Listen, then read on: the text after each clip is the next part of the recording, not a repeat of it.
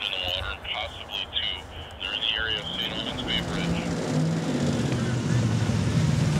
Stay there, remain calm, we're coming to save you. We have a person that is in the water. It's cold, they're getting hypothermic here. Water Patrol has arrived with their airboat. They're going to try and get the victim out of the water with it. Water Patrol is entering the water. The people on shore here will be talking to the victim in there, trying to keep them calm, keep them alert. Before we ever send anybody in the water, first off, we're always going to attempt to try and throw something or reach something out to try and bring that person in. Once they get them in, then they'll take them to shore to an ambulance that'll be waiting there. We're practicing with Water Patrol on our own boats to see how this works. Their boat is really new for them and our boat's really new for us, so this is the first time we're doing this. We're seeing how they work together.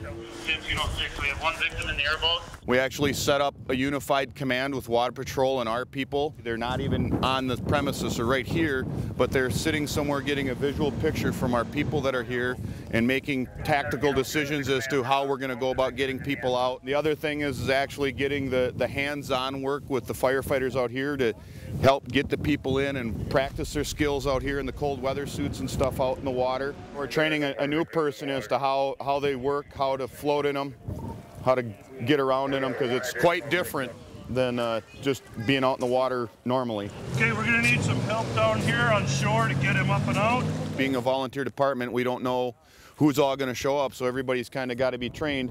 Getting people that haven't been trained, getting them used to this, so they're not going into something completely dark. They actually know what they're doing and can have a good comprehension of what we're asking of them. Excelsior Fire 21 to command. First off, you should never be out on the ice alone at night. If you get out, after you're in an incident like this, just call somebody and let 911 know that you've gotten out of the water, where you are. Within 2 or 3 minutes, you're already starting to get hypothermic, starting to not make good sense because it's raining and everything that's going on here. I mean, you're wet, and the biggest thing you got to do is you got to get that wet clothing and stuff off you and get somewhere and warm and dry. The victim thinks there was one more person and he thinks they're in the water. Even if you do go down, there's a really good chance that we can get you revived, because the cold water slows everything down in your body to the point that you can survive for quite a while underwater. Grab on that board. Can you feel your legs? Are you able to help?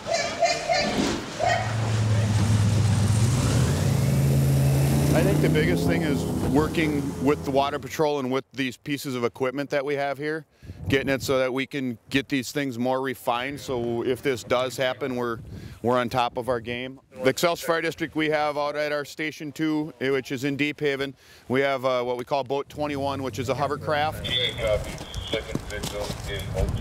It's basically a vehicle that has an engine on it that runs a big fan. It floats on a cushion of air, and so it can go on the ice and off into the water and everything. Water Patrol, they have a fan boat. It's very similar to that, except for the fact it's actually an aluminum hulled boat and it's just propelled by a fan, so it doesn't ride on a cushion air. It's actually riding on the aluminum hull on the ice and off into the water. Is he in the boat?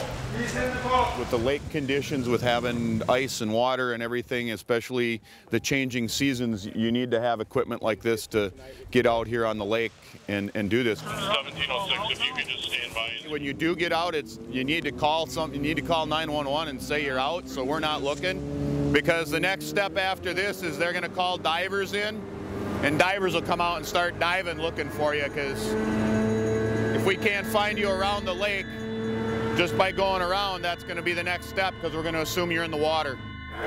Excel Marine loading the victim into the ambulance.